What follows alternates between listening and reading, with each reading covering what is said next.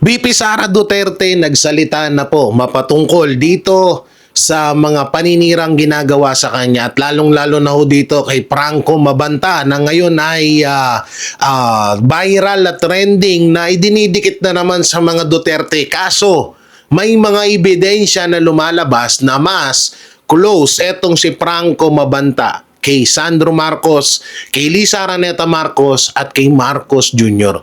Yan ang mga pag-uusapan natin mga banateros. At syempre bago natin to simulan, don't forget to like, share, comment, and subscribe sa ating YouTube channel. Paipindot na lang din po yung bell button para lagi kayong updated sa ating mga video araw-araw. So grabe no, grabe itong palabas ngayon. Ay, may panibagong movie na naman tayo na aabangan at niluluto ng mga anti-Duterte para idikit na naman ng issue dito kay Vice President Sara Duterte. Ay, nako po. O nga pala, bago natin ito simulan, shoutout sa NBI Director na si Atty. Matibag. May isang vlogger na babae na talagang libelous na yung pinagsasabi kay Vice President Sara Duterte. Baka gusto nyo naman i-check. Yun lang, no? So dito grabe talaga at napag-uusapan itong mapatungkol kay Franco Mabanta at dito kay Martin Romualdez.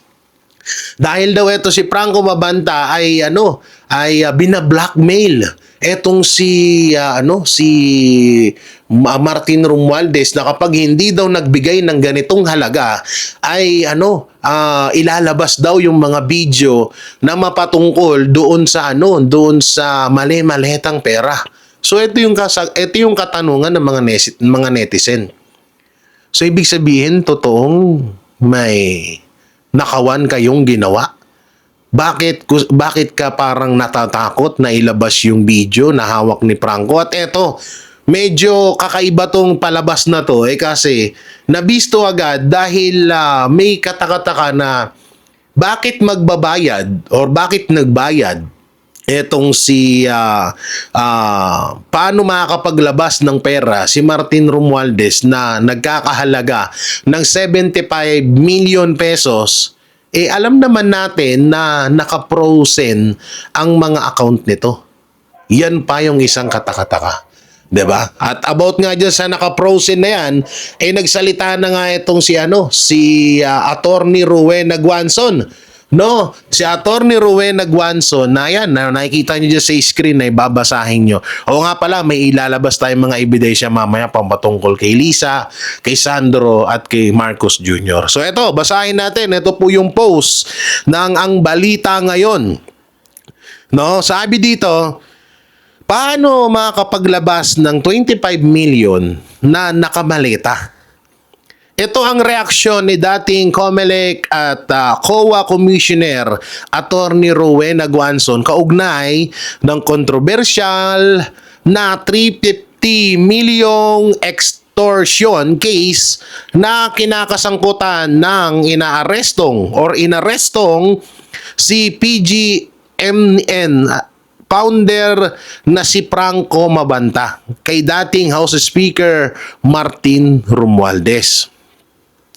Sa kanyang social media post, kinwestiyon ni Guanzon ng ulat na umano'y may 75 milyong naibigay bilang paunang bayad sa extortion operation. Sabi ni Attorney Rowena Guanzon, akala ko naka-freeze ang mga pera at ari-arian ni Martin Luther King. So alam nyo, katakataka din yun 'Di ba? So kung naka-freeze at binalita yan, bakit nakakapagbayad siya ng ganong kahalaking halaga?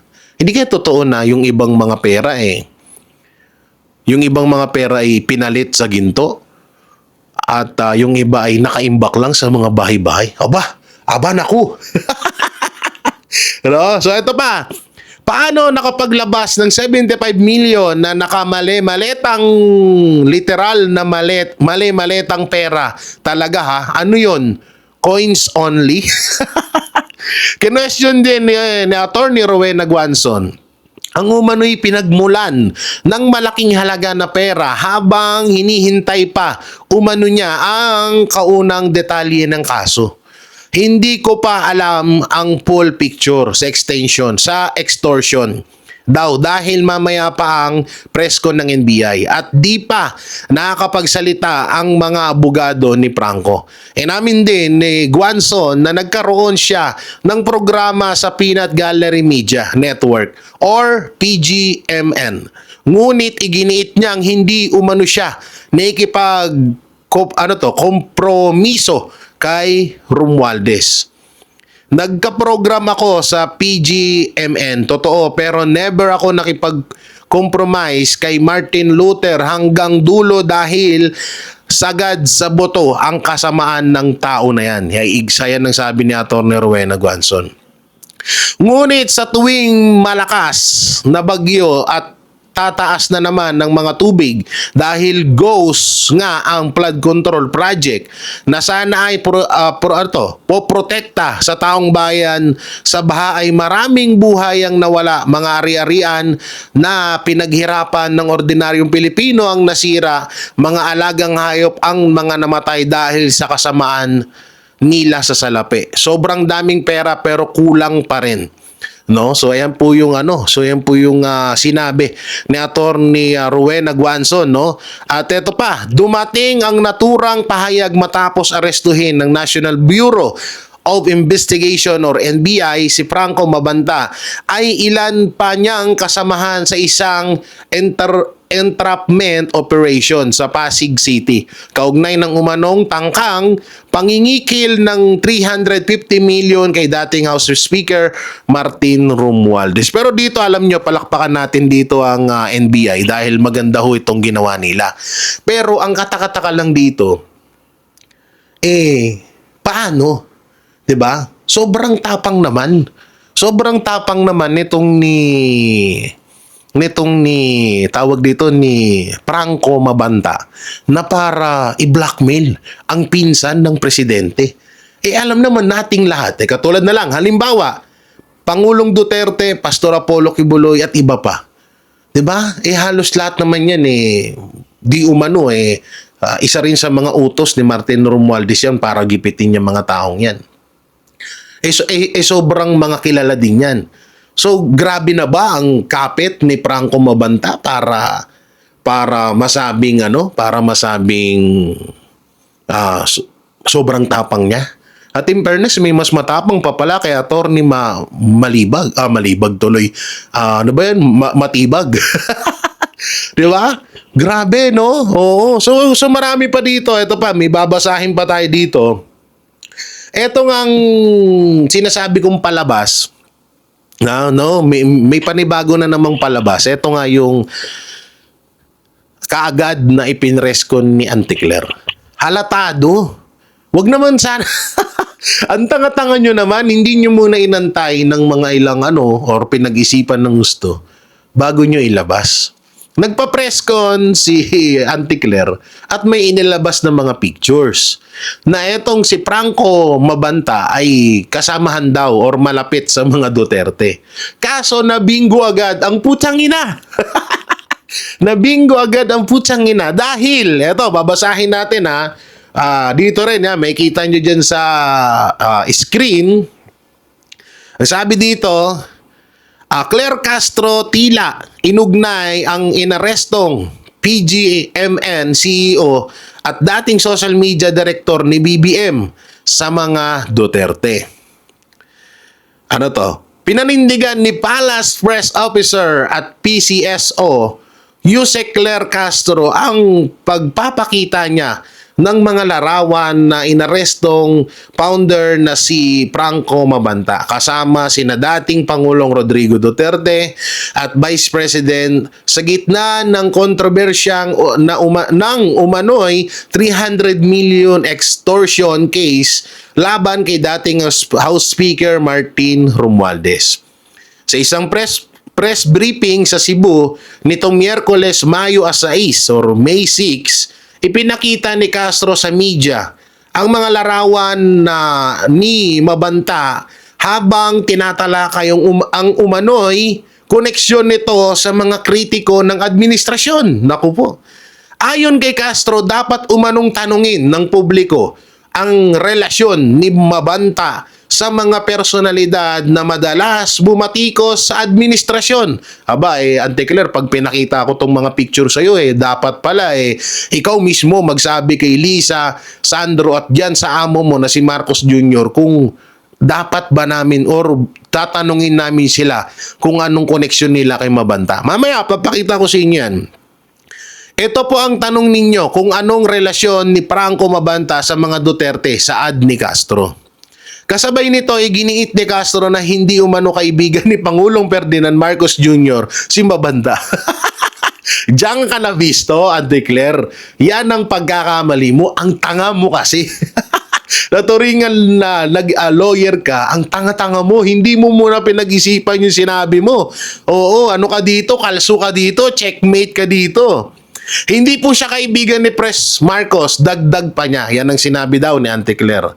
Naging usap-usapan naman sa online ang naturingang pahayag matapos balikan ng mga netizens ang mga lumang post ni Mabanta na nagpapakita ng pagiging malapit nito sa pamilyang Marcos, kabilang ang mga larawan at mensaheng sumusuporta kay Marcos Jr. Muli ring nabuhay ang mga lumang ulat na si Mabanta mismo ang nagsilbing social media director ni nooy dating Senador Bongbong Marcos noong 2018 para sa kanyang blog project na layong palakasin ng online presence nito. Dumating ang naturang pahayag ni Castro matapos maaresto ng NBI etong si Franco. So eto na. Eto na ha, papakita natin. Oo. So ito yung ito yung picture ha.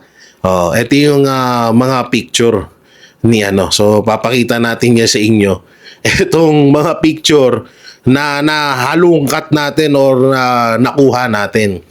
Unang-una, makikita nyo dyan sa screen itong post po ng politiko. So kapag sinabi nyong fake news to, sisihin nyo po yung politiko, no? Ito Bongbong Marcos taps Franco Mabanta as Social Media Director in January 16, 2028. So panahon ho nito ay senador si Pangulong Bongbong Marcos. Tapos sasabihin ni Auntie Claire na hindi niya kaibigan or hindi niya kilala etong si Franco Mabanta.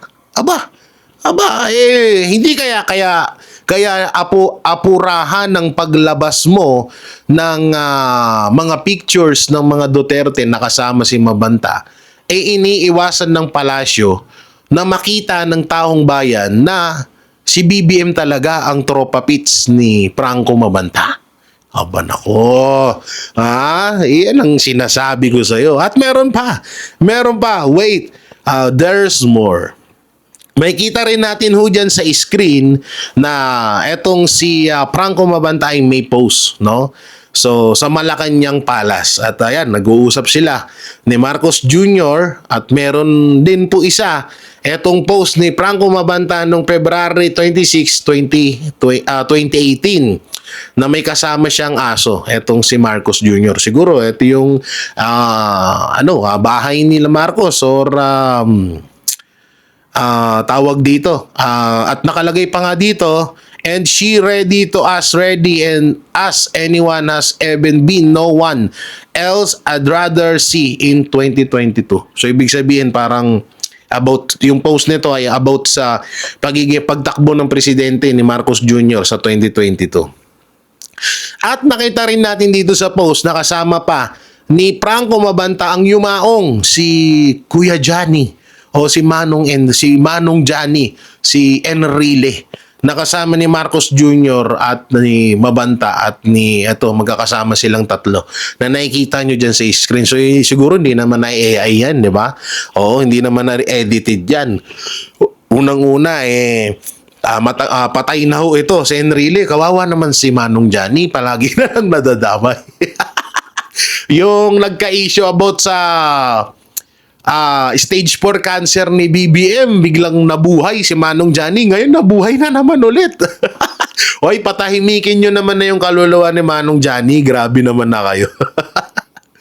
Ay, nako po, So grabe talaga itong grabe talaga itong pinaggagawa nitong mga to. At eto nga, may kita nyo din dyan sa screen natin, no? Na Franco Mabanta is with Sandro Marcos and Brian Po, Llamanzares. So nasa restaurant po etong si Sandro Marcos at si Mabanta. January 8, 2018. So hindi sila friend hindi sila friend. Hindi rin sila magkakilala. Ano lang talaga yan. Nagkataon na kumakain si Mabanta tapos nagpa-picture siguro siya kay Sandro. Hindi sila tropa. Hindi. Wala. Ano yan? Pinatong lang yung ulo ni Mabanta dun sa lalaking kasama ni Sandro. Baka jowa ni Charis yan. So yan may nakikita nyo dyan sa screen. So January 8, 2008. Naku, lahat ng number na yan yung 2000, yung 18 number ko pa yan. So hindi sila tropa, hindi sila magkakilala ni Sandro. DDS lang, sa Duterte lang, anti-Claire no? Grabe talaga, anti-Claire. So ito pa isang malupit. Hindi lang yan nag-iisang picture, kundi ito pa, may isa pa. Franco Mabanta is with Fairbank, Marie and Sandro Marcos in London, United Kingdom.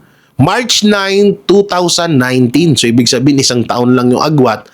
At kung hindi tayo nasasatisfy doon sa picture nila na nasa restaurant sila, baka biglang nagpa-picture lang. Pero dito, magkasama na naman sila sa London. Magkasama sila sa London. Hindi pa rin sila tropa, Hindi pa rin sila tropa. Hindi pa rin sila magkakilala. Ayan ang ilalo natin hindi sila magkakilala. Yan ang sinabi na anti-Claire, hindi magkakilala. Hindi yan lang yan, nagpa-picture lang si Mabanta. Okay? Ito binati niya pa si Sandro Marcos ng belated happy birthday to my bro. Wow, to my bro, hindi to my sis. joke lang. Hindi to my sis, Happy birthday to my bro, Sandro Marcos. No just thing is royalty in the Philippines democracy. Yet you carry on last name and princehood as well as any young man in your station could. The kind of duda, putang inang English yan. Hype ka, English kayo ng English na dudalawa. Eto pa, next picture.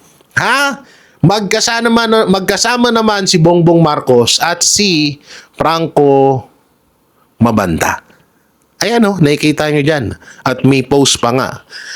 May post pa nga yan. Ayan po ay September 13, 2018. So, ang linaw ho niya, baka sabihin nyo, AI. Noong mga panahon na yan, wala pa pong AI. Para sa kaalaman nyo lang, yung mga panahon na ho yan, wala pang AI. Kaya medyo malabo talagang na balinguin or baluktutin ito ni Palas. Ni Palas officer, the Queen of Fake News, Claire Castro. At eto pa, isang pang picture na marami sila. Kasama, sino? Sino tong binilugan na isa? Hindi ko masyadong kilala. Kasama kasama si Franco Mabanta at si Marcos Jr. Ayan, magkakasama sila. Hindi ko alam kung sino yung ibang mga tao dyan sa picture na yan. So, hindi pa rin sila magtropa.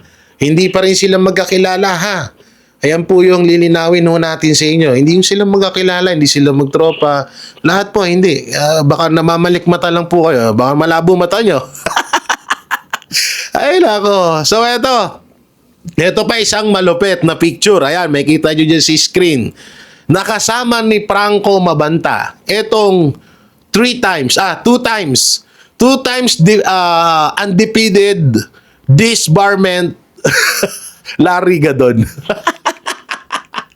Ang kauna-unahang attorney na disbar ng 2 beses. Ayan, kitang-kita nyo sa picture. Grabing mga ebidensya to.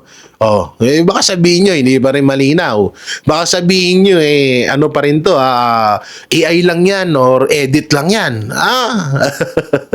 Kasama, kita mo, ikaw ba naman makasama mo ang isang 2-time defending champion disbarment Larry Gadon. Two-time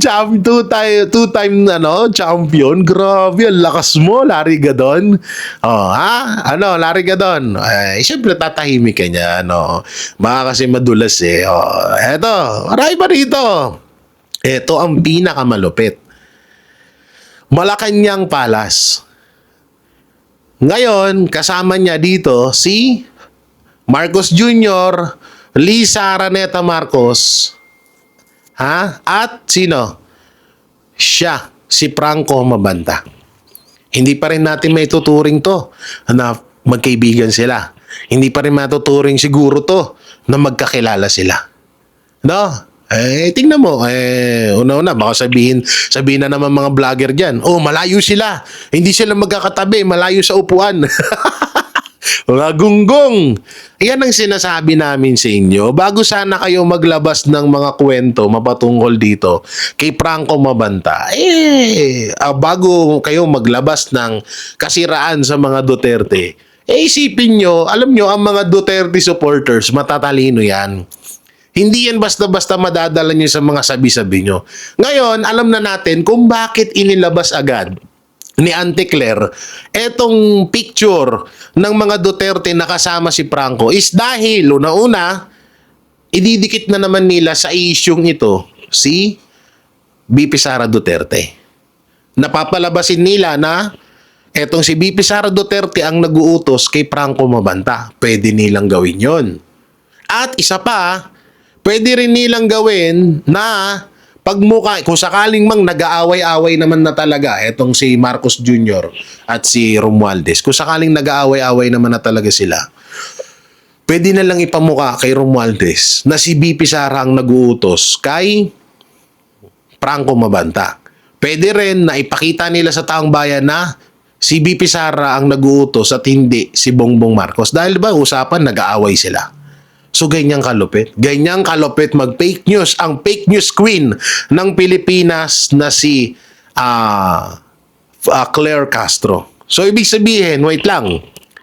Bago natin na kasi si Claire Castro ay tigapagsalita ng palasyo ng Malacanang.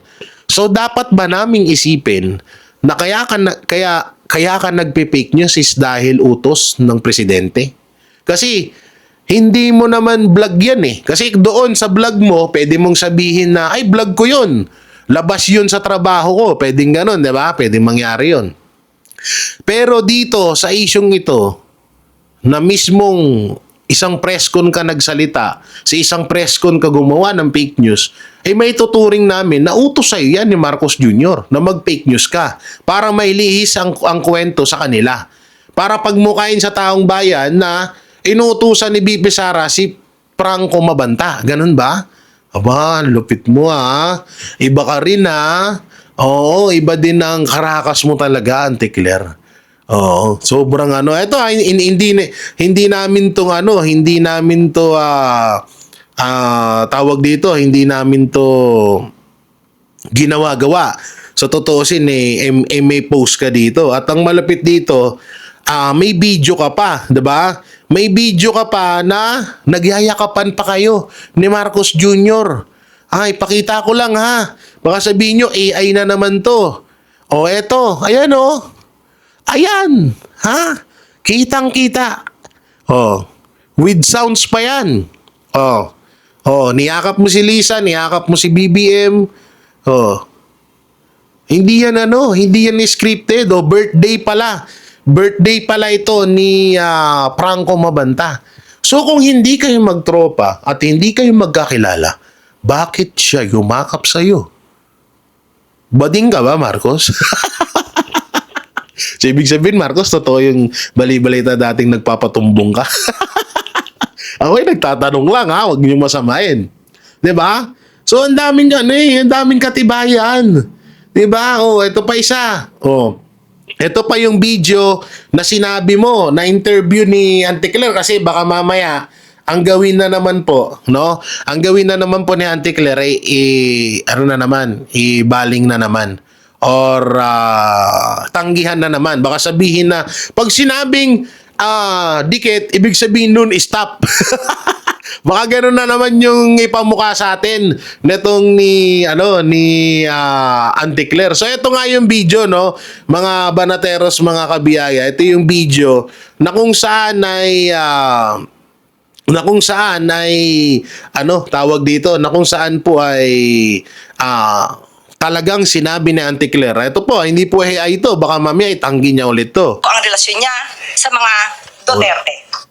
Ulitin natin. Sinasabing may papel daw tong si Mabanta doon sa online political campaigns noon na sumusuporta kay Pangulong Marcos.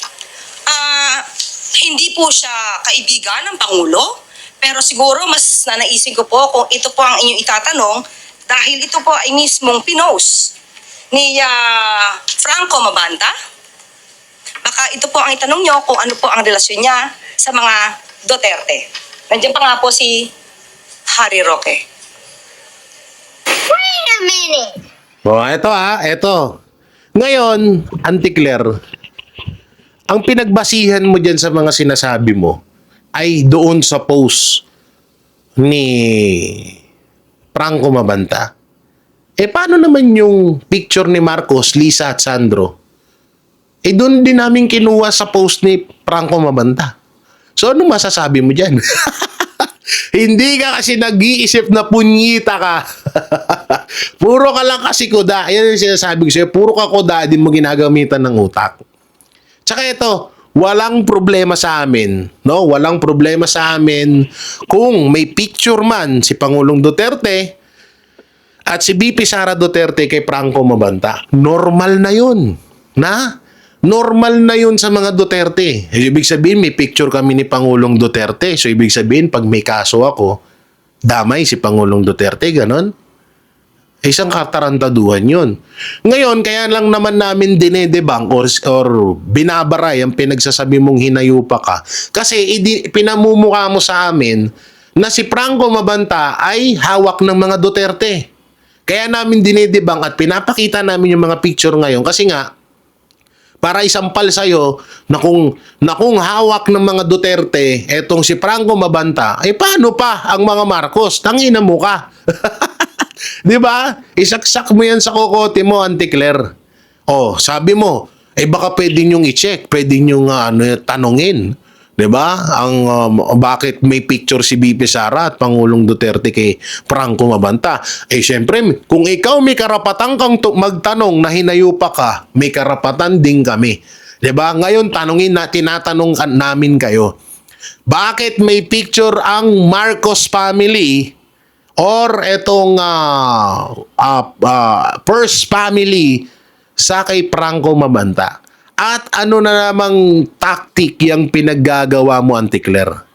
At eto, shoutout sa NBI director na napakagaling na at napakatapang na si Attorney Matibag. Matibag ba? Tama ba? Basta yung NBI director na matapang.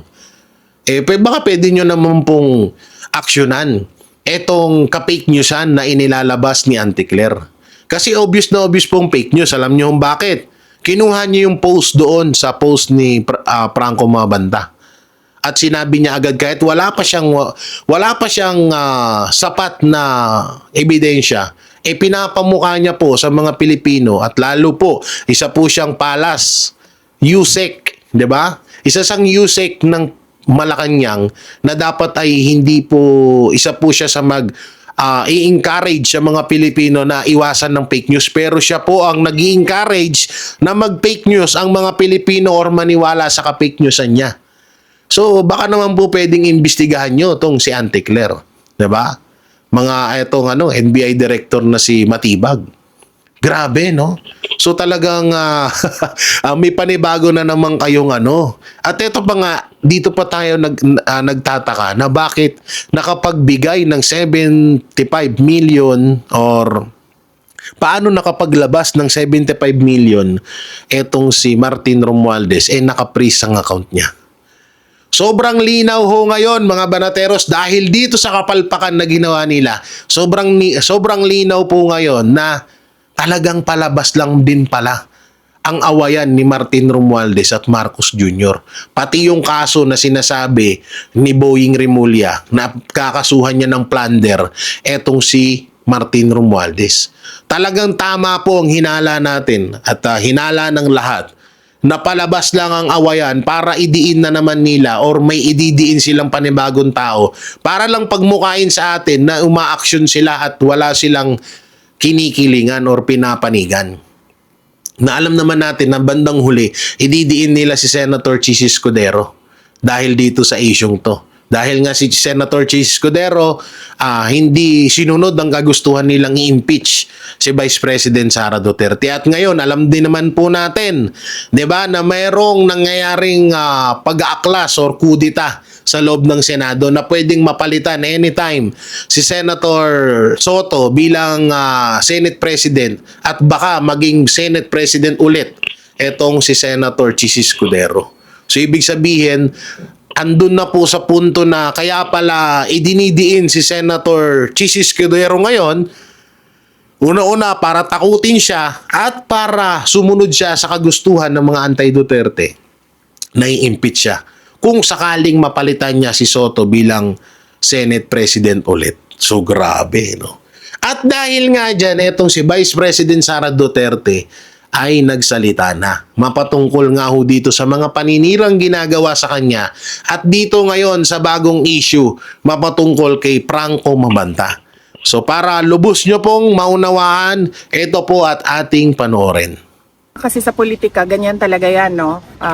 Lalo pati sa run-up to the 2028 presidential elections na alam naman natin na lahat na sabi ko nga, presumptive candidate na ako. And ang politika ay madumi talaga yan.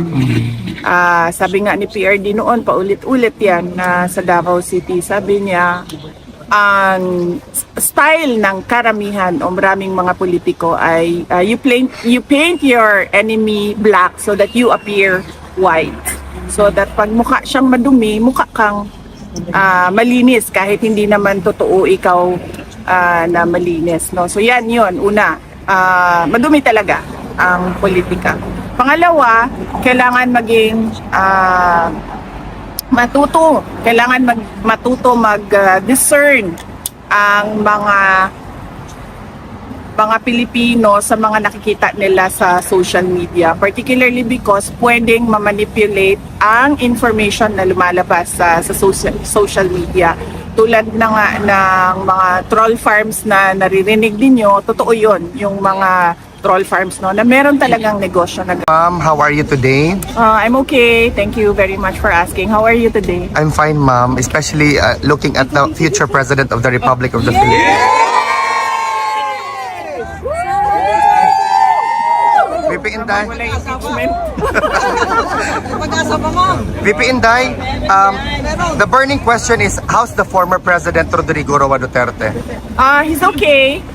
Very chatty today. Mainly about politics. At least siguro mga 95% of the conversation was about politics. And then nagsabi siya na ang mensahe niya ay mahal niya ang Pilipinas, mahal niya kayo. Yes. Thank you, ma'am. Ma'am, a little bit of politics lang, ma'am, na question. What is your reaction to the statement of individuals, particularly those detractors, ma'am, no, involving all of your families sa impeachment complaint hurled against you? Well, I think it's unfair. Dahil hindi naman sila Vice President and hindi naman sila ini-impeach. And tulad ng mga asawa at mga anak din ng mga congressman, they have the right to privacy, being ordinary individuals and private citizens. VP Inday, what is your opinion doon sa mga really brave na congressmen natin katulad kay Congressman Leviste at Congressman Miao Barzaga na they are very vocal and unapologetically blunt and direct sa kanilang mga statements, ma'am, about the current government? Well, pareho tayong lahat ng nararamdaman tulad ng mga nararamdaman nila at we applaud their courage courage to speak up kahit na alam nila na babalikan sila ng administrasyon kung hindi man in cases, posibleng mga threats or mga iba pang pananakot. VP, a lot of Filipinos are saying that there's a lot of mind conditioning right now being put on different social media platforms to confuse the Filipinos about your hard work as a government official, ma'am. What is your message to those who are trying to paint you black in the Filipinos' point of view? Okay, unang-una kasi sa politika, ganyan talaga yan, no? Lalo pati sa run-up to the 2028 presidential elections na alam naman natin na lahat na sabi ko nga, presumptive candidate na ako. And ang politika ay madumi talaga yan. Sabi nga ni PRD noon, paulit-ulit yan sa Davao City. Sabi niya, ang style ng karamihan o maraming mga politiko ay you paint your enemy black so that you appear white. So that pag mukha siyang madumi, mukha kang malinis kahit hindi naman totoo ikaw na malinis, no? So yan yun, una, madumi talaga ang politika. Pangalawa, kailangan maging kailangan matuto mag-discern ang mga Pilipino sa mga nakikita nila sa social media, particularly because pwedeng ma-manipulate ang information na lumalabas sa social media. Tulad ng mga troll farms na naririnig ninyo, totoo yun, yung mga troll farms, no, na meron talagang negosyo na gano'n. At meron din talagang negosyo na nagpapalabas ng information, whether true or not, pero yun yung business ng kumpanya, ang magpalabas ng mga information. Ganon nga yung objective niyan, parang magpapalabas sila na, say for example, this is a popular sentiment or this is an unpopular sentiment. Unfortunately, sa social media, kahit libre siya para sa lahat, meron ding mga nagnenegosyo dyan na minamanipulate yung information na lumalabas. Ma'am, alam ba ni PRRD ang mga... Hindi ko sinabi, wag ninyong banggitin sa kanya. Hindi ko binanggit sa kanya ang impeachment. At hindi ko binanggit sa kanya ang mga nangyari sa House of Representatives. So, hindi niya alam na merong pangalawang posibleng impeachment na mangyayari. Kasi, sa tingin ko, hindi na niya kailangan malaman ang mga ganyan na klase na bad news. Kasi wala din naman yung value sa kanya, nandoon naman siya sa loob. Ang mangyayari lang doon ay mag-iisip siya, tapos mag-overthink siya lang mag-isa. Hindi siya karapat-dapat para sa isang 81-year-old. Dapat ang alam lang niya ay yung mga happy na mga bagay, lalo pati nag-iisip tayo na baka nga dyan siya bawian ng buhay sa loob, no? Diyan siya mamamatay sa loob ng detention. So dapat yung maalala niya at naiisip niya ay yung mga masasayang bagay, hindi yung mga kalokohan, korupsyon at abuso ng mga congressman at iba pang politiko kasama na ang administrasyon. VP, were you able to convince PRRD na magpa-physiotherapy today? Hindi mainly kasi politics yung napag-usapan, so hindi namin napag-usapan yung physiotherapy, pero kinamusta ko siya sa pagkain. Sabi ko, masarap na ba yung pagkain at nagbibigay ba sila ng Filipino dishes. Sabi niya, meron daw mga binibigay na almost tastes like Filipino dishes, kasi sinabi ko sa kanya na right niya yon as a detainee, ang culturally appropriate food. And then he said na, meron naman na parang lasang Filipino dish. And then sabi niya, wag na kayong mag-alala kasi sabi niya, nakain ko na lahat ng gusto kong kainin noon. At sabi ko, nag-serve ba sila ng munggus sa iyo? And then sabi niya, wag mo na isipin yan. Sabi niya, lahat ng munggus, nakain ko na. Noon. And then he said na ang hindi ko na lang nakain na munggus ay yung munggus, the hayop, the animal. Na sinabi ko naman sa kanya, sabi ko, I don't think kinakain yon. And then he said na pag sa Pilipino, pwedeng kainin yon. Mongoose. So yan po mga banateros, mga kabiyay, ano pong may kukomento nyo dito sa mga napag-usapan natin at dito na rin sa mga pahayag ni Vice President Sara Duterte. Kayo po ba ay naniniwala na itong mga Duterte ay talagang itong si Franco Mabanta ay utusan ng mga Duterte? Comment nyo lang po dyan sa baba. At sino mas pinapaniwalaan nyo? Ito ba si Franco Mabanta ay tuta ni Marcos Jr. o tuta ng mga Duterte? Comment nyo lang po dyan sa baba. At ating babasahin yan. At syempre, don't forget to like, share, comment, and subscribe sa ating YouTube channel. Pindot na lang din po yung bell button para lagi kayong updated sa ating mga video araw-araw. At please follow my Facebook page na JG Banateros, sa TikTok, J Guevara, at sa lahat ng social media platform, mga pages, mga account, YouTube, TikTok ng buong Banateros Brothers. At syempre, pakidamay na rin po ang channel ng SME9 News, DCAR 1026 News sa Facebook man, TikTok, and YouTube. At syempre, maraming salamat na din sa patuloy na pagsuporta nyo sa Banateros Brothers. Sa Vox Populi, tuwing Sabado, mapapanood nyo po yan, 6 to 8 p.m. At syempre, salamat din sa patuloy na pagsuporta nyo sa pamilyang Duterte at kay Pastor Apollo Kibuloy. So grabe itong mga napag-usapan natin, no?